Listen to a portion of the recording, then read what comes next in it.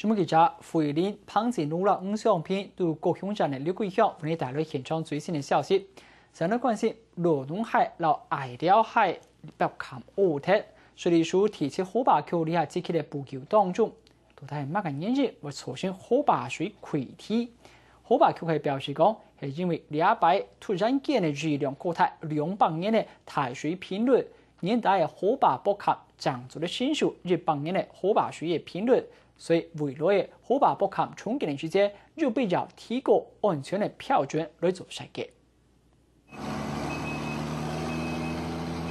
原用拖拉机来去，将山泥一查一查倒喺河坝嘅地板。台北平潭冇重建以前，河泉区更加嘅搶救措施係改變水流，將水泄種到河坝嘅地板。有人因為河坝中間嘅高灘地阻礙水流，如係也把河坝水打往北平嘅原因。為什麼在河體的中間都有高灘地？為什麼沒有整體的疏浚？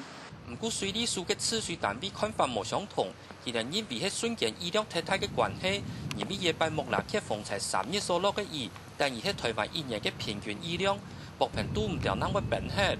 最主要，它是因為它的瞬間的洪水爆發到200年洪水頻率，所以才會造成潰堤哦。這個跟疏浚沒有什麼直接的關係啊。河泉區表示，原來嘅北平係以100年洪水頻率來設計嘅，到到高達200年洪水頻率嘅瞬間水量當然會砍唔hết。